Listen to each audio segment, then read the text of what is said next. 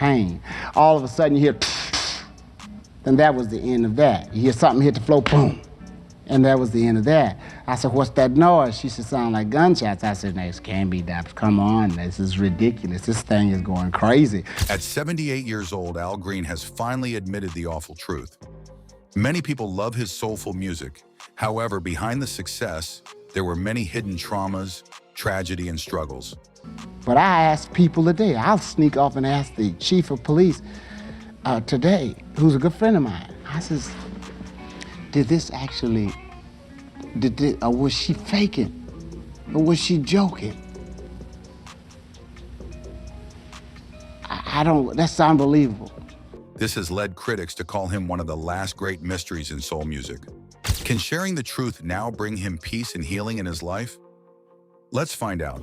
Green was incredibly traumatized and devastated by the terrible events of the last few years. It appeared that everywhere he turned, he was met with violence, destruction, and tragedy. And so many people regard these terrible experiences as what turned Al Green back towards the church and a life of devout Christianity, just like he had grown up with, but moved away from. If you listen through the lyrics and melodies of Let's Stay Together,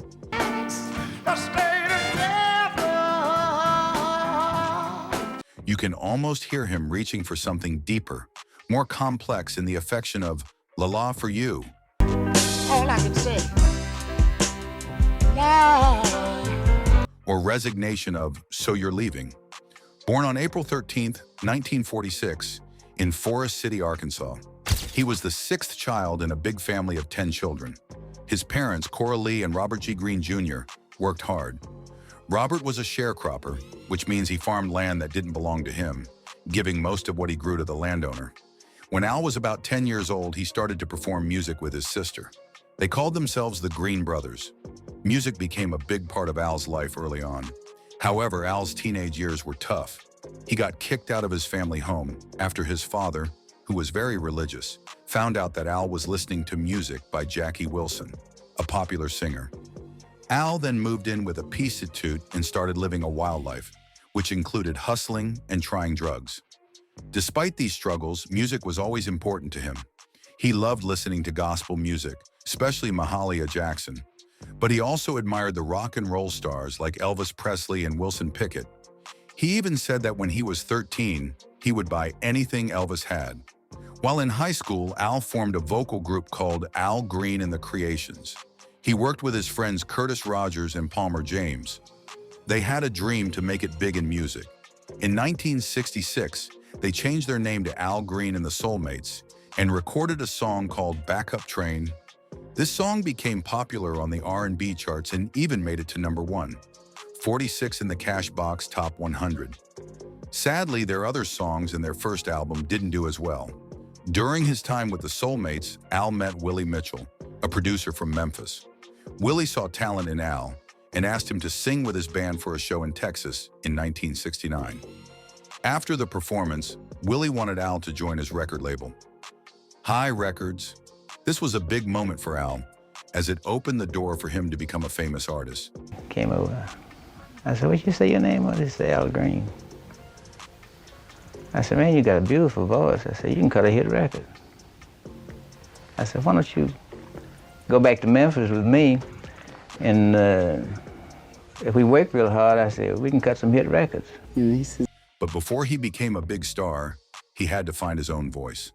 When he started singing, he tried to sound like famous artists like Jackie Wilson, Sam Cooke, Wilson Pickett, and James Brown. These singers had great voices, and Al admired them a lot. However, he needed to develop his own style to stand out. That's when he met a man named Mitchell, who became his vocal mentor. Mitchell helped Al learn how to express himself and find his true voice. He says, well, boy, you could be a star in about, not long. I said, well, how long would it take? He says, 2 years. I said, well, sorry, I don't have much time. I left. Before releasing his first album, Al made a small change to his name. He removed the final E, so he became simply Al Green. This change marked the beginning of his journey to fame. Later, Al released his first album with High Records called Green is Blues. It was a moderate success, but it helped him get noticed in the music world. Things really took off with his second album, Al Green Gets Next to You. This album included a famous R&B cover of the Temptations song, I Can't Get Next to You, which Al sang in a slower, bluesy style.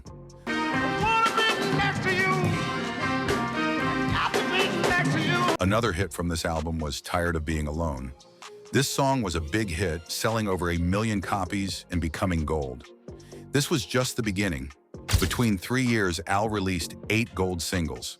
I'm crying to you, Lord, all through the years, I tell you like it is, won't you? Al released another album called Let's Stay Together. This album was a major success.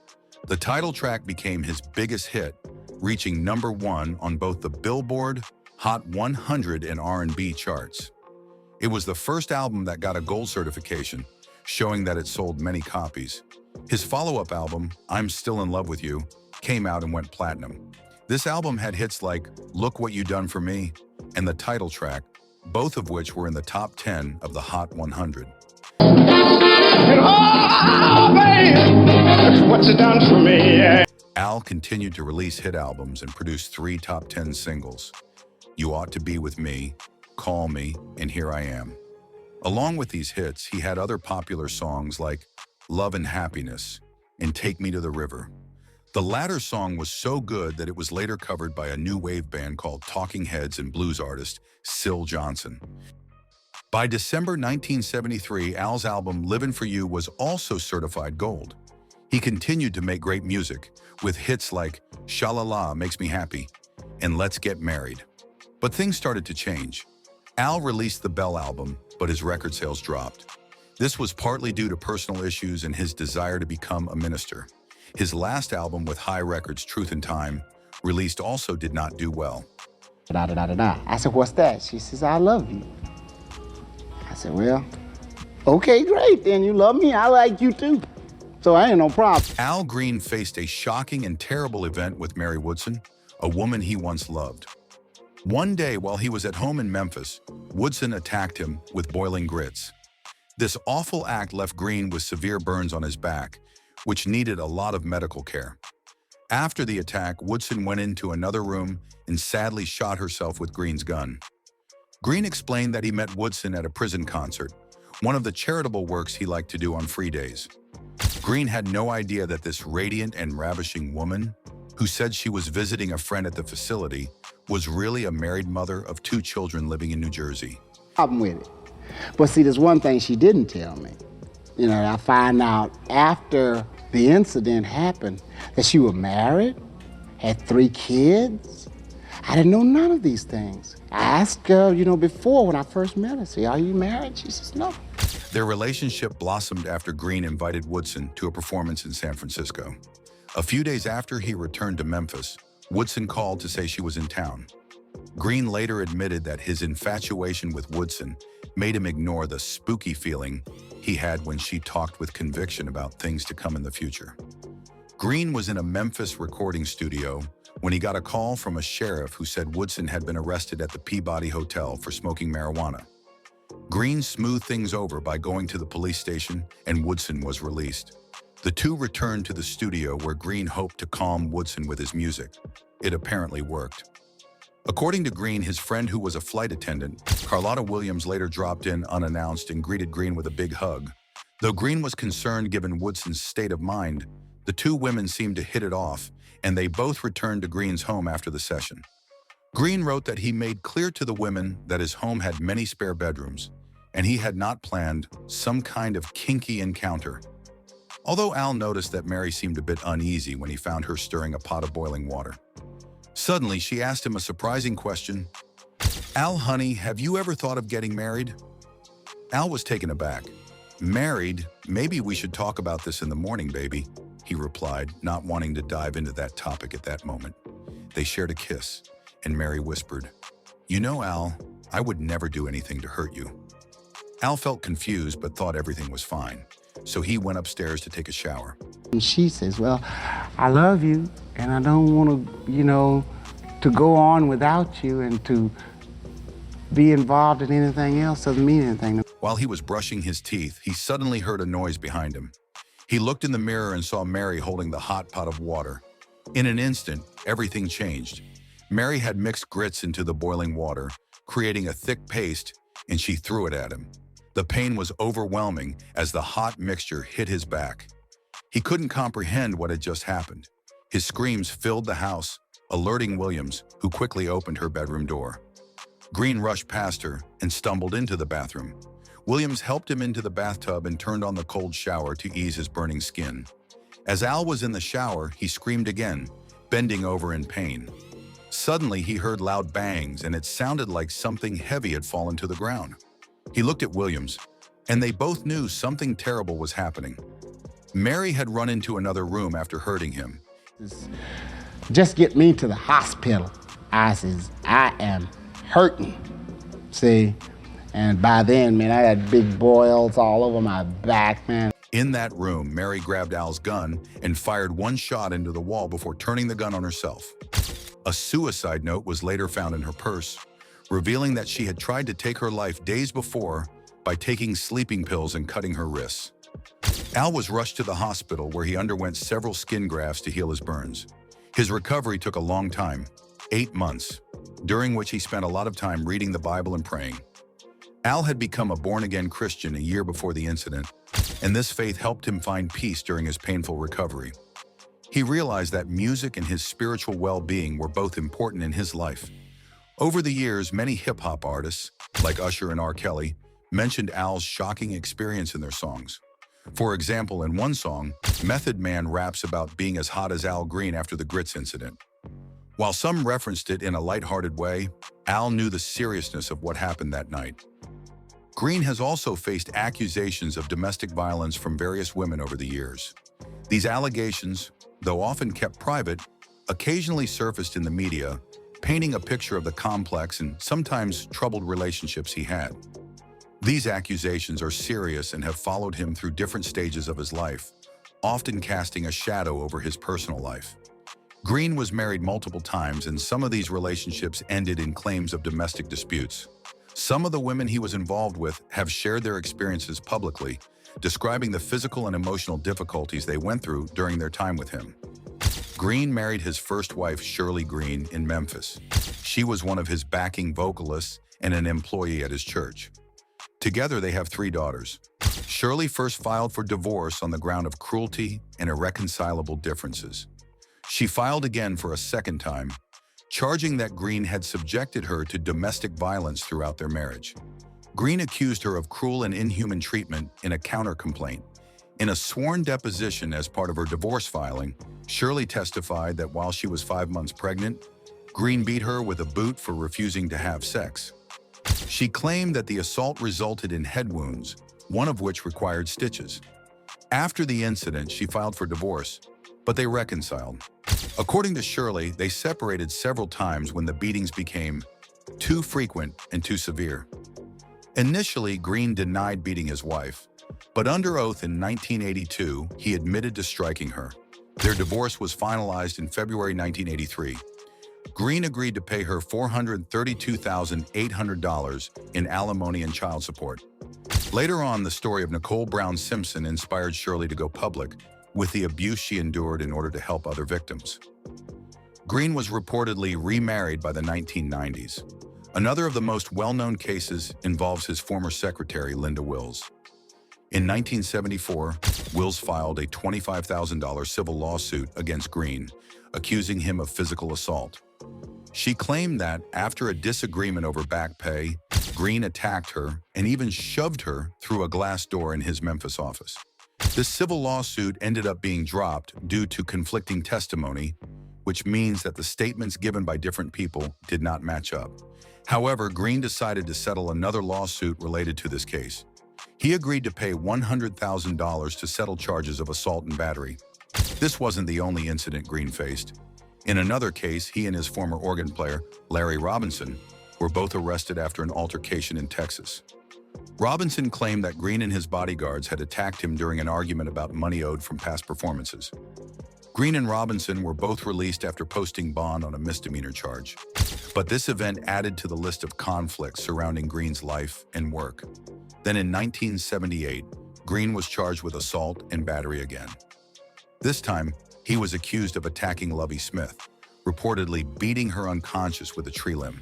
However, the charges were eventually dismissed. Smith had moved away and missed the court date because she didn't receive a subpoena, which is a legal document that orders a person to appear in court.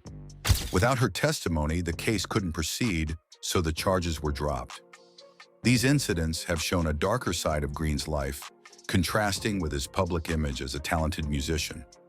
Days after Green was released from Baptist Memorial Hospital, Memphis, where he was treated for his burns, he was reportedly held hostage at gunpoint by his cousin, who claimed he owed her money.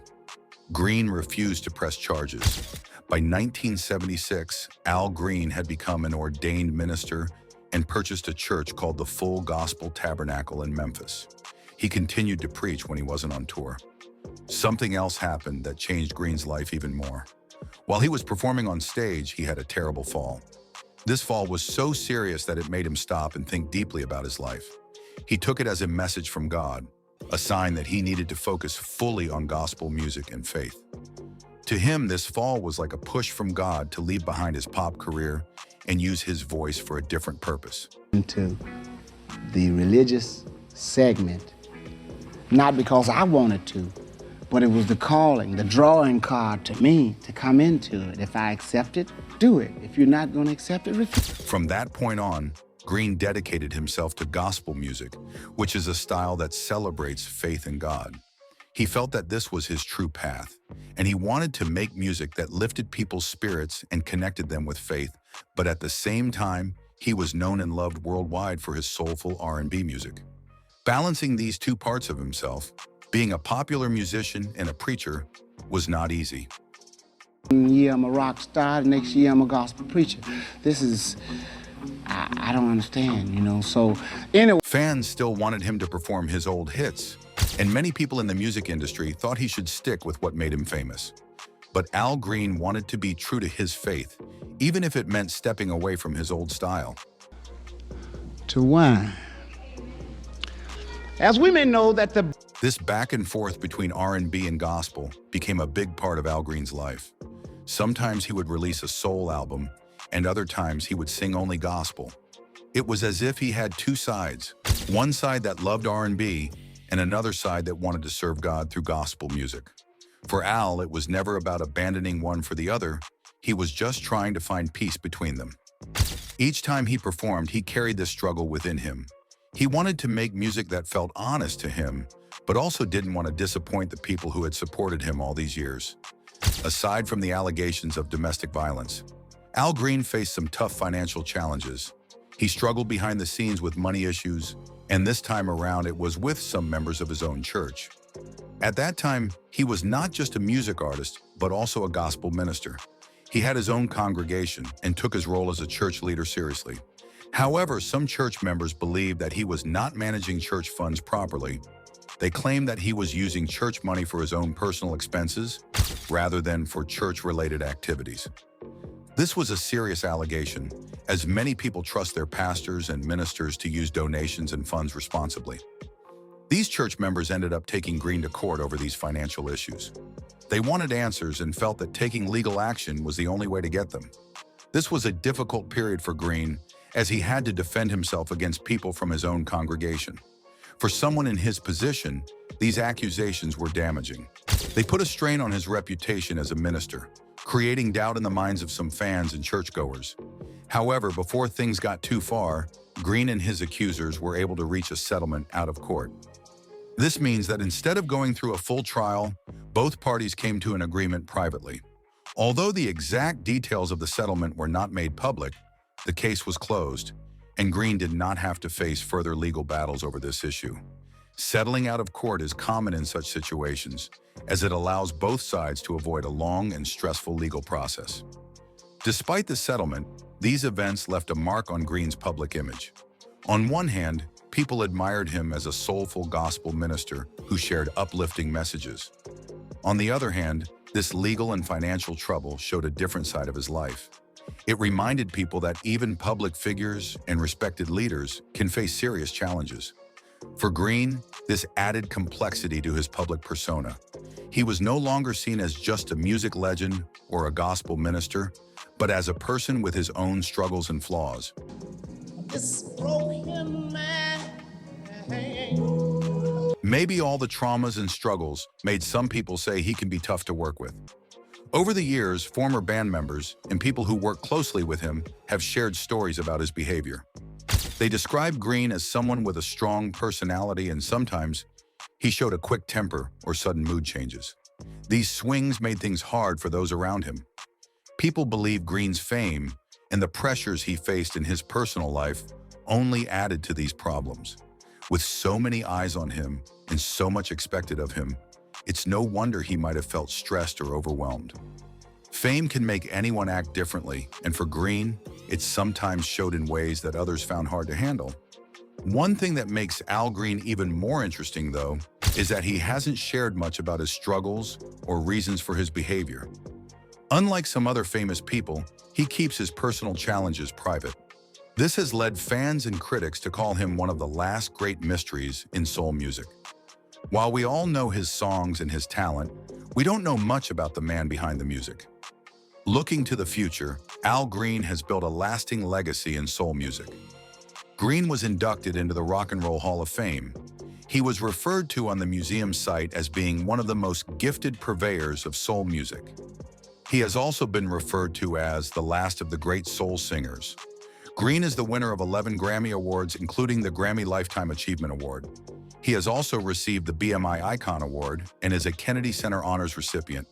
He was included in the Rolling Stone list of the 100 greatest artists of all time, ranking at number 65, as well as its list of the 200 greatest singers of all time at number. His challenges didn't stop him, though. They became a part of his story.